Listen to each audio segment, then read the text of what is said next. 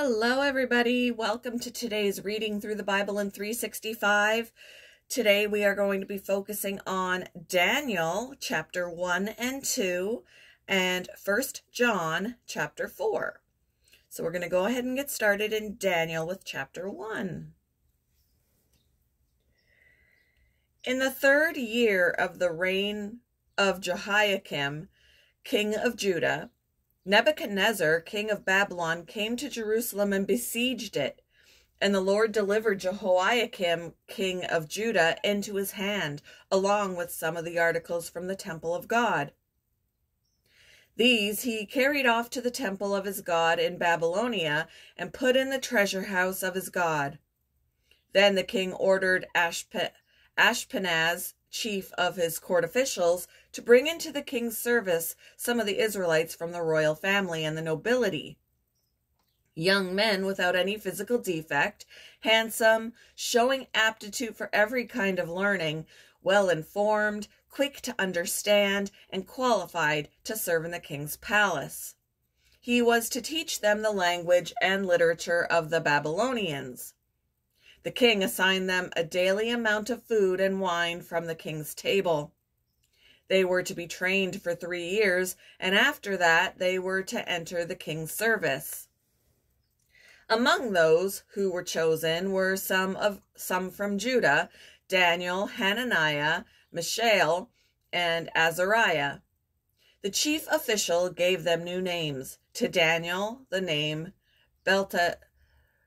Belteshazzar; to Hananiah, Shadrach; to Mishael, Meshach; and to Azariah, Abednego. But Daniel resolved not to defile himself with the royal food and wine, and he asked the chief official for permission not to defile himself this way. Now God had caused the official to show favor and compassion to Daniel, but the official told Daniel, "I am afraid of my lord the king, who has assigned you food and drink. Why should he see you looking worse than the other young men your age? The king would then have my head because of you." Daniel then said to the guard whom the chief official had appointed over Daniel, Hananiah, Mishael, and Azariah, "Please test your servants for 10 days. Give us nothing but vegetables to eat and water to drink. Then compare our appearance with that of the young men who eat the royal food, and treat your servants in accordance with what you see." So he agreed to this and tested them for 10 days.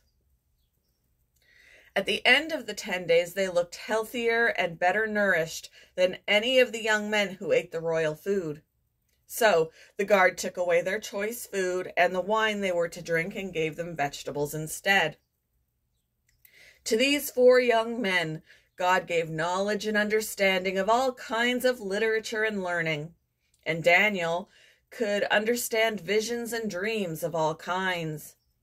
At the end of the time set by the king to bring them into his service, the chief official presented them to Nebuchadnezzar.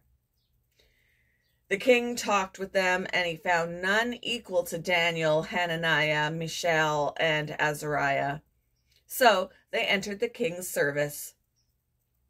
In every matter of wisdom and understanding about which the king questioned them, he found them 10 times better than all the magicians and enchanters in his whole kingdom. And Daniel remained there until the 1st year of King Cyrus. Chapter 2. In the 2nd year of his reign, Nebuchadnezzar had dreams. His mind was troubled, and he could not sleep. So the king summoned the magicians, enchanters, sorcerers, and astrologers to tell him what he had dreamed. When they came in and stood before the king, he said to them, "I have had a dream that troubles me, and I want to know what it means." Then the astrologers answered the king, "May the king live forever. Tell your servants the dream, and we will interpret it." The king replied to the astrologers, "This is what I have firmly decided. If you do not tell me what my dream was and interpret it, I will have you cut into pieces and your houses turned into piles of rubble. But if you tell me the dream and explain it, you will receive from me gifts and rewards and great honor. So tell me the dream and interpret it for me." Once more they replied, "Let the king tell his servants the dream, and we will interpret it." Then the king answered, "I am certain that you are trying to gain time, because you realize that this is what I have firmly decided. If you do not tell me the dream, there is only one penalty for you. You have conspired to tell me misleading and wicked things, hoping the situation will change. So then tell me the dream, and I will know that you can interpret it for me." The astrologers answered the king, "There is no one on earth who can do what the king asks. No king, however great and mighty, has ever asked such a thing of any magician or enchanter or astrologer. What the king asks is too difficult. No one can reveal it to the king except the gods, and they do not live among humans." This made the king so angry and furious that he ordered the execution of all the wise men of Babylon. So the decree was issued to put the wise men to death, and men were sent to look for Daniel and his friends to put them to death. When Arioch, the commander of the king's guard, had gone out to put to death the wise men of Babylon, Daniel spoke to him with wisdom and tact. He asked the king's officer, "Why did the king issue such a harsh decree?" Arioch then explained the matter to Daniel. At this, Daniel went in to the king and asked for time, so that he might interpret the dream for him. Then Daniel returned to his house and explained the matter to his friends, Hananiah, Mishael, and Azariah. He urged them to plead for mercy from the God of heaven concerning this mystery, so that he and his friends might not be executed with the rest of the wise men of Babylon. During the night, the mystery was revealed to Daniel in a vision. Then Daniel praised the God of heaven and said, "Praise be to the name of God forever and ever. Wisdom and power are his. He changes times and seasons. He disposes kings and raises up others. He gives wisdom to the wise and knowledge to the discerning.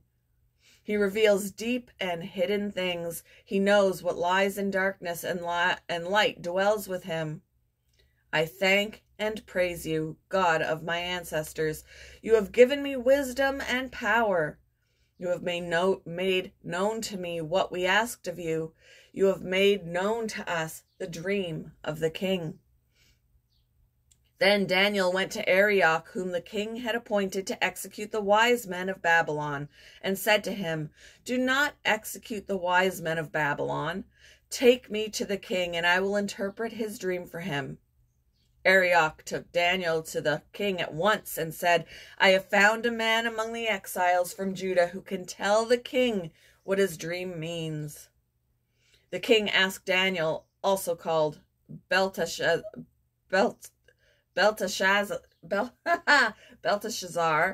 "Are you able to tell me what I saw in my dream and interpret it?"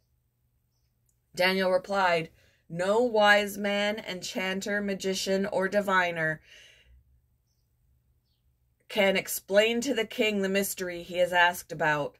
But there is a God in heaven who reveals mysteries. He has shown King Nebuchadnezzar what will happen in days to come. Your dream and the visions that passed through your mind as you were lying in bed are these. As your majesty was lying there, your mind turned to things to come, and the revealer of mysteries showed you what is going to happen. As for me, this mystery has been revealed to me, not because I have greater wisdom than anyone else alive, but so that your majesty may know the interpretation, and that you may understand what went through your mind. Your majesty looked, and there before you stood a large statue, an enormous, dazzling statue, awesome in appearance. The head of the statue was made of pure gold, its chest and arms of silver, its belly and thighs of bronze, its legs of iron, its feet partly of iron and partly of baked clay. While you were watching, a rock was cut out, but not by human hands. It struck the statue on its feet of iron and clay and smashed them. Then the iron, the clay, the bronze, the silver, and the gold were all broken to pieces and became like chaff on a threshing floor in the summer.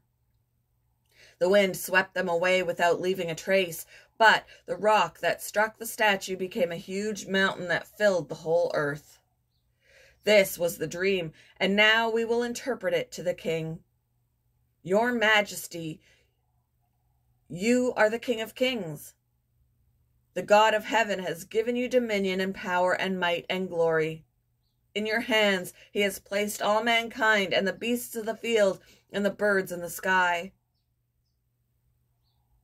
Wherever they live, he has made you ruler over them all. You are that head of gold. After you, another kingdom will arise, inferior to yours.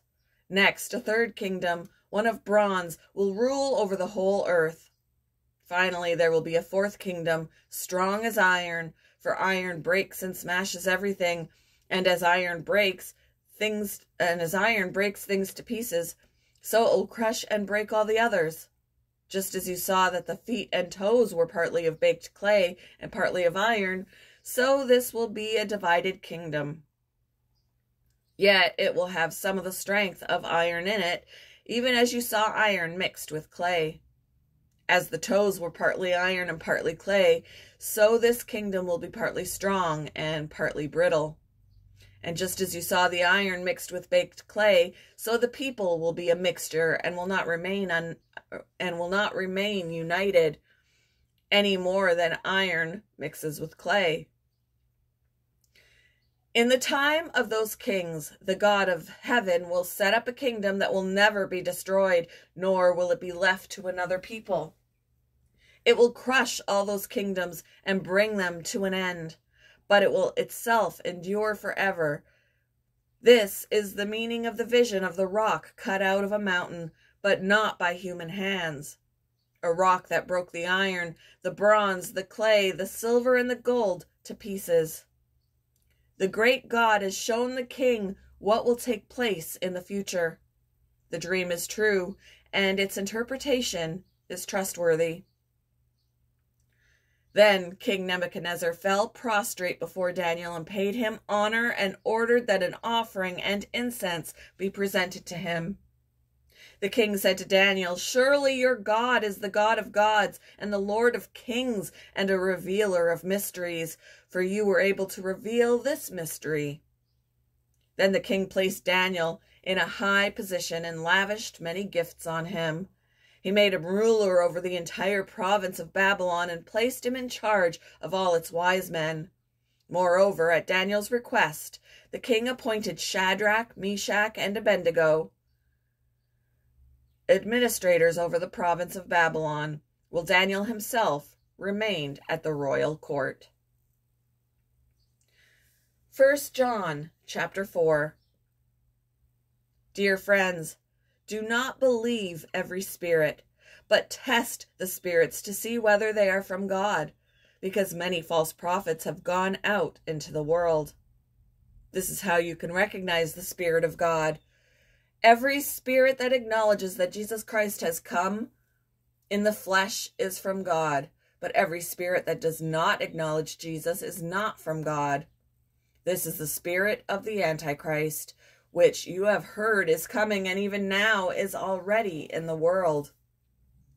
You, dear children, are from God and have overcome them, because the one who is in you is greater than the one who is in the world.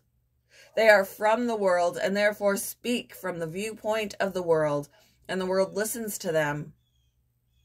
We are from God, and whoever knows God listens to us, but whoever is not from God does not listen to us. This is how we recognize the spirit of truth and the spirit of falsehood. Dear friends, let us love one another, for love comes from God. Everyone who loves has been born of God and knows God. Whoever does not love does not know God, because God is love. This is how God showed his love among us. He sent his one and only Son into the world, that we might live through him.